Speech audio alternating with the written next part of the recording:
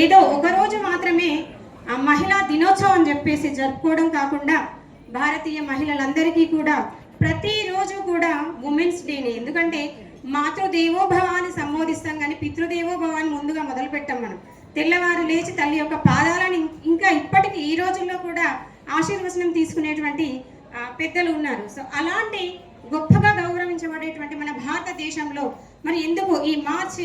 8 అంటే ఒక స్పెషల్ డేనే పెట్టుకోవాల్సినటువంటి అవసరం ఎందుకు వచ్చింది అని ఒకసారి మనం ఆలోచించినట్లయితే నిజంగా మనం ఎంత గొప్పవారమైన హనుమంతుడు ఎంత గొప్పవాడైనప్పటికీ ఒక సందర్భం వచ్చినప్పుడు తన యొక్క శక్తులు మర్చిపోయే సందర్భంలో పక్కన ఉండేటువంటి సుగ్రీవులు కావచ్చు, వానర సైనికులు కావచ్చు, వారందరూ కూడా తనకుండేటువంటి శక్తి సామర్థ్యాలను గుర్తు చేయడం ద్వారా మళ్ళీ